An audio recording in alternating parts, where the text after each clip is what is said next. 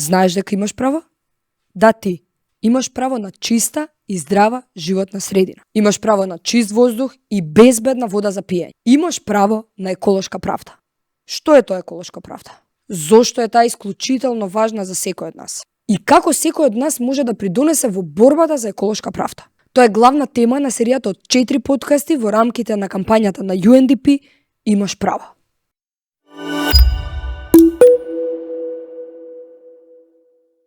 Денес разговараме со Мирјана Лазарова Трајковска, судика во Врховниот суд. Добре дојдовте во подкастот Имаш право. Благодарам. Поред анкета која ја покрена UNDP, таа анкета покажа дека само 16,7% од граѓаните знаат што значи тоа еколошка правда. Па ева, за да го зголемиме тој процент, може ли да ни објасните што точно значи тој термин? Еколошката правда е поврзана со социјалните права на граѓаните на еден или друг начин. И да упростиме, еколошката правда е поврзана со права, меѓутоа и со обврски и должности. Таа го опфаќа секој сегмент на општеството. Не е врзана само со една власт, а другата власт да нема некаква надлежност. Значи, тука имаат надлежности извршната власт, имаат судската власт, законодавната власт, меѓутоа и самите граѓани. И граѓаните имаат права, меѓутоа имаат и должности поврзани со животната средина. Тоа значи дека вие имате право на здрава животна средина, вие имате право на приватен и семеен живот, кој што нема да биде нарушен од загадувањата и од еколошките фактори. Меѓутоа, во исто време, како граѓанин имате обврски и должности вие да се грижите за вашата околина, за средината во која што живеете, да ја оплеменувате, да помагате да се шири културата за здрава животна средина. Значи, тоа е општествен феномен, поврзан со сите сегменти на општественото живење, кој води кон добробит на заедницата. Тоа е всушност улогата на граѓаните во овој термин. Која е улогата на владините институции и на судиите? Кога велам тоа е еден синџир на поврзани действија на различните власти, мислам на извршната, на законодавната и на крајот на судската власт секако, државата превзела обврски со бројни меѓународни документи. Ние често пати овие денови слушаме за Архуската конвенција, меѓутоа уште со социјалната повелба на Обединетите нации, па преку Европската конвенција за човековите права и бројни директиви на Европската унија кон која ние сакаме да се приближиме, да ги прилагодиме националните прописи и во врска со екологијата, па и до конвенции, препораки, резолуции на Советот на Европа и на други меѓународни организации. Нашата земја има ратификувано голем број од овие документи, со што превзела обврска дека ќе ги имплементира во националното законодавство од една страна, од друга страна обврска на државата, и кога велам на државата, се мисли на извршната, на законодавната, на судската власт, да се грижи за здрава животна средина. Значи, законодавството треба да биде усогласено со потребите на современиот, на модерниот човек, кој што се соочува со бројни закани по здравиот воздух, по почвата на која се садат продуктите со кои се храни, проблеми поврзани со браќајот, со движењето, со организирањето на секојдневниот живот. Од моментот на создавањето на човекот до крајот на неговиот живот го следат обврските позитивни на државата да му помогне да живее здрав живот. Живот кој што ќе биде достоен на едно достојно ниво. Никогаш не е идеално, меѓутоа државата треба да води. За да имаме одредени права, мора да бидеме свесни дека имаме и наши одговорности и обврски. Дали сметате дека нашата земја има соодветна правна рамка за заштита на правото на животна средина? Како да не, ние, знаете како, ние сме многу добри во пишување на закони. Ние имаме релативно добра законска рамка. И сме единствени што има закон И за имаме екоцид. исто така цело поглавие на кривични дела во кривичниот законник поврзано со екологијата. Меѓутоа, кога ќе дојде во пракса да се применуваат законите, тука ни оди малку потешко. Од Зошто? повеќе причини. Прво, затоа што потребно е еколошката култура или еколошката правда бара целосен општествен ангажман. Значи, судовите се завршница на применувањето на законите. Меѓутоа, нивната примена е пред се во рацете на извршната власт. Ако законодавецот донел закон со кој се предвидува да се организираат мерни станици, да се мери загаденоста на воздухот, загаденоста на водите, тоа треба и во пракса да се спроведува. Отстранувањето на дивите депонии, согорувањето на материи кои што создаваат штетни честици во воздухот, влијае на здравието на луѓето. Значи, почетната точка е секако законодавството, втората точка е негово имплементирање од страна на извршната власт и на крај третиот сегмент е судската заштита. Ние всушност имаме проблем во втората точка, претпоставувам. Да. Најчесто тука, затоа што добар дел од работите мора извршната власт да ги организира на начин да им обезбеди преку транспортот, например, да се отстранат возилата кои што произведуваат штетни гасови. Вие и на семафорите често пати гледате пред вас едно возило ќе тргне, па ќе исфрли еден облак од, значи, технички прегледи, отстранување на дизел возила. Замислете, во Лондон во 2030 година тие имаат веќе план да бидат отстранети возилата кои што се на дизел, например. Јас се сеќавам пред неколку години кога исто се буневме дека има загаден воздух, имаше предлог закон во недела да не се користат автомобили и знам дека ние граѓаните бевме многу против тој закон и тоа е многу контрадикторно и тука пак ќе се вратиме на Синџеро дека не можеме да бараме права ако не сакаме и да се вклучиме во имплементација на истите. Мислам, не може да се случи чудо или магија па тоа да се среди само од себе. Тоа е работа која што е врзана со сите чинители во општеството и најчесто почнува од образовниот процес. Уште во предшколска возраст децата треба да стекнуваат еколошка култура и тоа подразбира како да се грижат за отпадоците, да рециклираат отпадоци. Ние ги имаме првите чекори во однос на рециклирањето на отпадокот, меѓутоа се уште по улиците не е исчистен оној смет кој што секојдневно го прават. Ниту пак е правилно складиран. За складирањето мислам дека многу далеко сме од Ви имате примери во скандинавските земји каде што се користи отпадот, биолошкиот отпад како енергетско гориво, се рециклира пластика, се рециклира хартија во голем дел од земјите на Европска Унија и тоа се аспекти кои што ќе мора да ги прифатиме како такви и да ги вградиме не само во законите. Некојаш законите се припишуваат без претходно да се направи проценка дали имаме капацитет, дали имаме институции кои што треба да ги спроведуваат. Мислите дека како држава имаме потенцијал да стигнеме до скандинавските држави? Малите држави имаат можност побрзо и полесно да се преструктурираат. Значи, потребно е желба, волја, иницијативност. Во однос на еколошката култура, и самите граѓани треба да иницираат идеи, да прават активности, да притискаат кон извршната и кон законодавната власт. Ако ја погледнете праксата на Европскиот суд за човековите права, ќе видите дека најзначајните пресуди во однос на еколошката правда и еколошката култура иницирани се токму од невладени организации, од граѓански здруженија, кои застанале зад некоја индивидуа која што се соочила со проблемите на загаденоста и последиците од закадената животна средина. Благодарам. Вака, на почетокот на месец октомври, Врховниот суд донесе начелен став за остварување на правото на здрава животна средина. Може ли на нам, обичните граѓани, што не сме во правниот систем, да ни го објасните начелниот став? Што тоа значи едноставно? Значи, Врховниот суд направи еден чекор кој што е значаен како порака и кон судовите, и кон извршната власт, меѓутоа и кон граѓаните.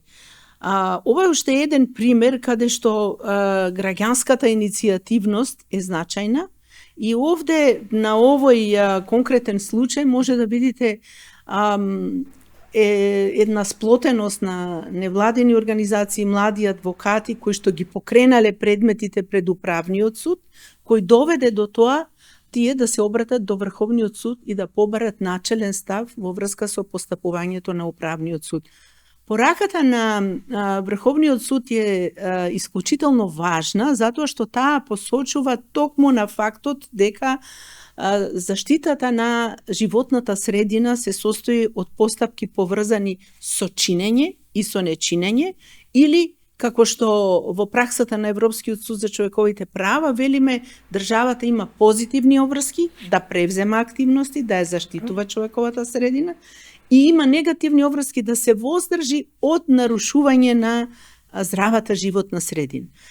Начелниот став упатува на тоа дека кога службени лица или одговорни лица во органите не ги исполнуваат обврските утврдени со законот, граѓаните имаат право да покренат постапка пред управниот суд и да се бара исполнување на обврските превземени со меѓународните документи, оти ние реферираме и на Европската конвенција за човековите права, но утврдени и со Уставот. Ова е уставно загарантирано право кое тие ќе можат да побарат од управниот суд да го заштити кога се работи за чинења од органите на управа.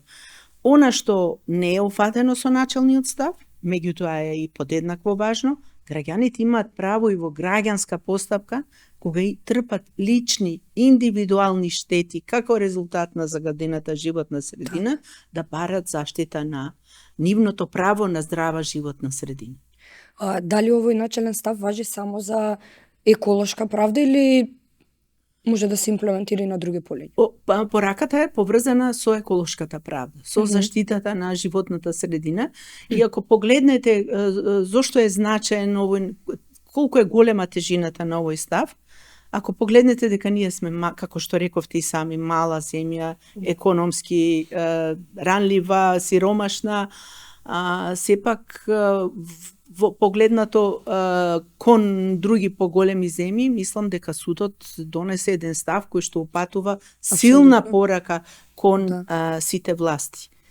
Упростено кажано, пораката е кон извршната власт, исполнувајте ги вашите обврски за да не се покренуваат постапки пред управните судови, а кон граѓаните таму каде што сметате дека не ви се исполнети со закон утврдените права, па и таму каде што нема законски основ за да се зафатите со некој друг правен лек, а позади тоа стојат службени лица, одговорни лица, органи на управа, управниот суд е местото каде што треба да ја барате еколошката права. Супер, и многу е убаво дека денес зборуваме за ова, затоа што јас не верувам дека многу од граѓаните го знаат ова со начелниот став, а е особено важно. Мислам, и мене лично ми е важно што ги дознав овие информации, така да ви благодарам. Вие бевте дел и од Европскиот суд за човекови права. Може ли да ни кажете накратко за праксата на Европскиот суд за човекови права во однос на еколошката правда? Да.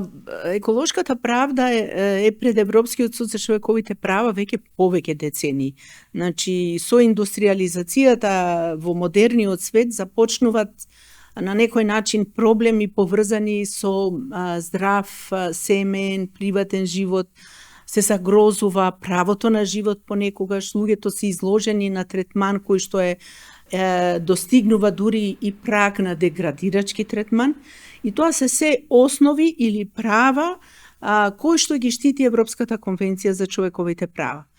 Во однос на прашањата поврзани со еколошката правда, Европскиот суд за човековите права има долга листа на предмети кои укажуваат на позитивните обврски на државата, тоа што го зборувавме и пред малку, дека самиот факт што државата ја прифатила Европската конвенција како составен дел на националното право, ја обврзува да се грижи да обезбеди пристојна, здрава животна средина. Се разбира, рековме дека тоа се социјални права и тие спаѓаат во групата на социјални права, тие 46 земји членки на Европската конвенција немаат еднакви услови за да обезбедат добробит за граѓаните и затоа судот има една маргина на уважување како државата ќе ги уреди овие прашања, но обврската останува како таква. Мора да се организира индустријата, да се организира сообраќајот, да се организира секојдневното живење на граѓаните на начин да не се посегне по правото на живот, по правото на приватен живот, па и по правото на собственост. Така. Дали има нешто од вашето работно искуство што ве инспирирало, ве мотивирало да направите промени, да бидете тоа што сте денес и така натаму? Што би сакале да го издвоите? Поврзано со еколошката правда, предпоставувам, или генерално? Па би било убаво, ајде и двете, и од еколошката правда и генерално. Генерално, секогаш сум настојувала да го извлечам она што е најдобро во она што го работам. Приватно или како моја работна обврска, настојувам да вложам труд и тоа секогаш е поврзано со очекување дека, како велат кај нас, џабе работи, џабе не седи, да правите нешто за професијата и да правите нешто за семејството, за заедницата.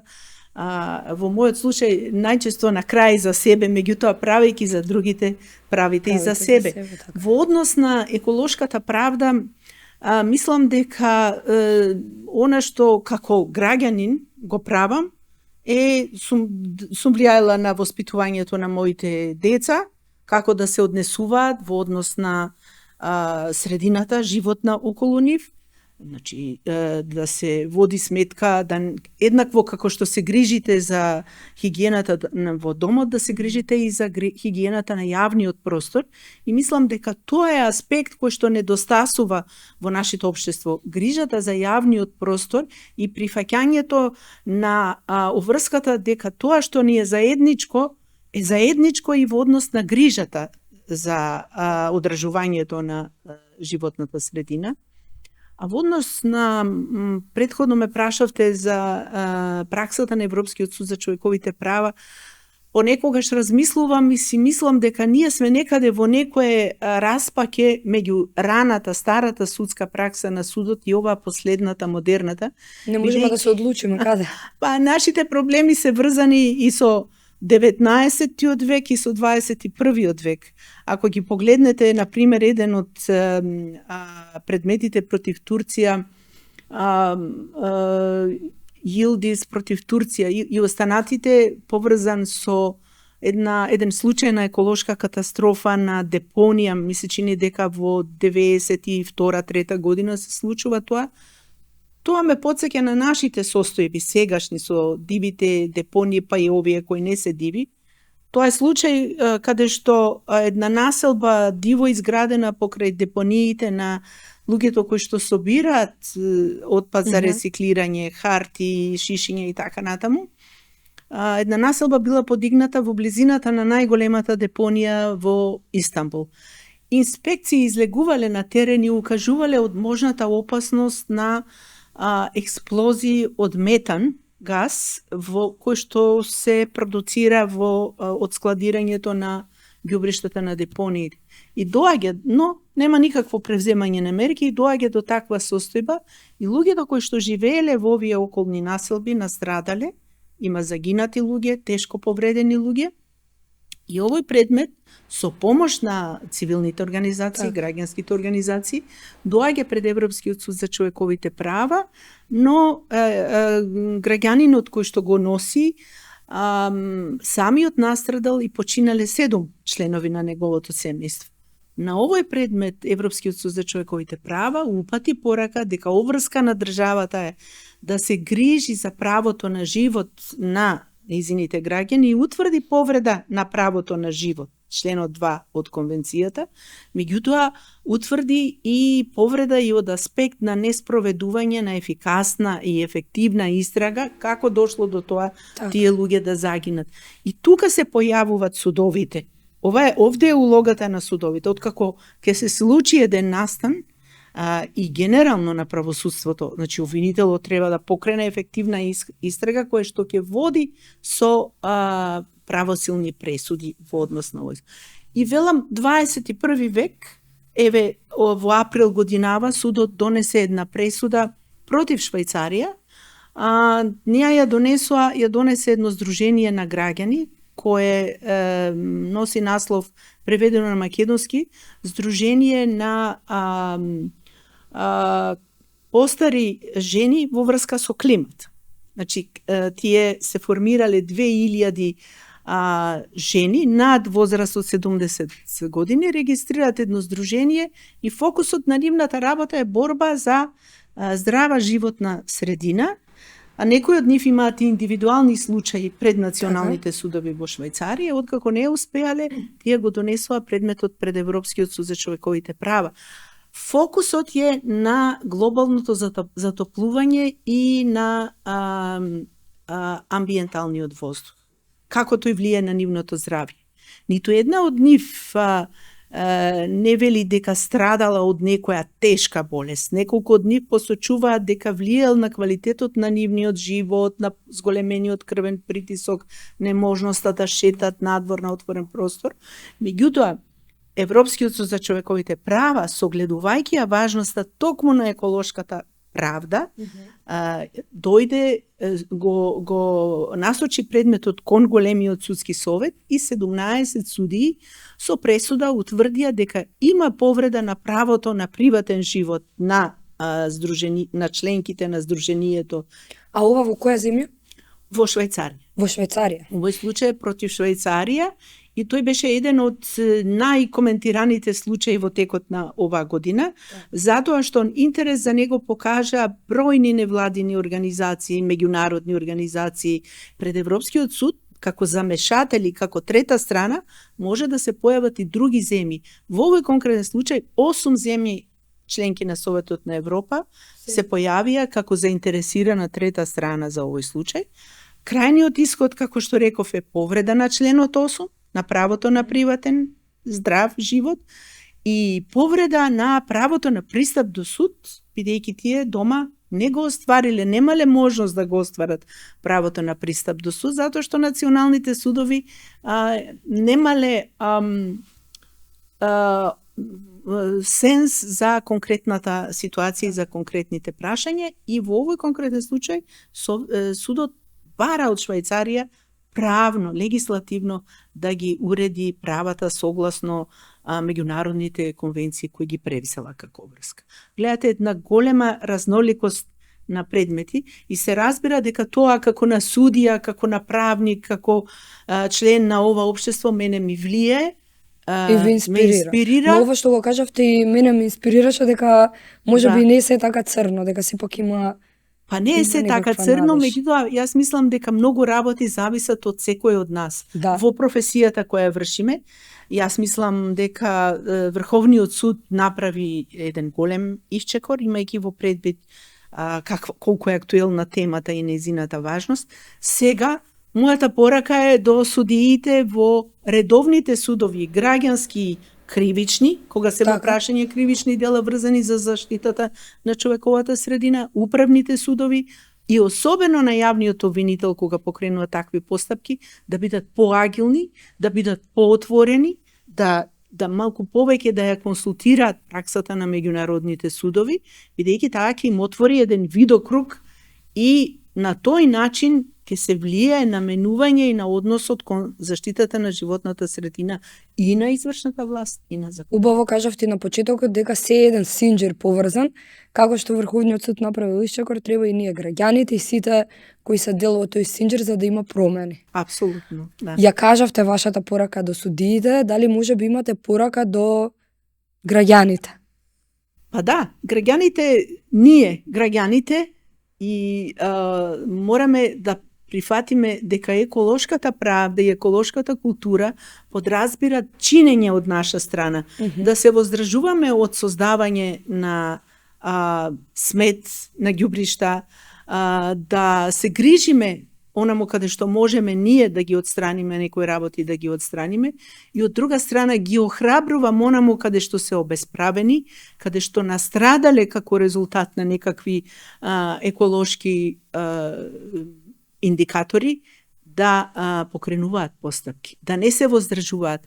Правдата е наменета за нив. Судовите треба да бидат во функција на граѓаните. Како што гледате и на швајцарскиот и на турскиот случај, некогаш е долга правдата, меѓутоа на крајот таа носи резултати. Ви благодарам многу за овој продуктивен и инспиративен разговор. Мене навистина ме инспириравте да продолжам да правам добри дела за еколошката средина. Се трудам да бидам одговорен граѓанин кој ги почитува своите обврски. Јас ќе испратам исто порака до оние кои не слушаат од име на граѓаните кои што не сум дел од правниот систем, да се грижат за својата околина и да не се грижат само за своето ѓубре, туку и за туѓото расфрлање. Ако видиме нели отпад на улицата, можеме да го пренесеме во канта за отпадоци, а не да го прескокнеме и оттаму се почнува всушност. Ова е наша земја, ни припаѓа нам и каква ќе биде, зависи од нас. Зависи од сите нас. Ви благодарам многу уште еднаш. На фронтот за еколошка правда не треба да застанат само екоактивистите и оние кои се занимаваат со еколошка правда. Воздухот, чист или загаден, го дишаме сите. Борбата за почиста животна средина може да успее само ако се вклучиме сите. Ова беше првата епизода од подкастот Имаш право, кој се реализира во рамки на проектот Унапредување на еколошката правда во Северна Македонија, имплементиран од UNDP. Знаеш, така? Здравата животна средина е основно човеково право. Имаш право на еколошка правда. Имаш право.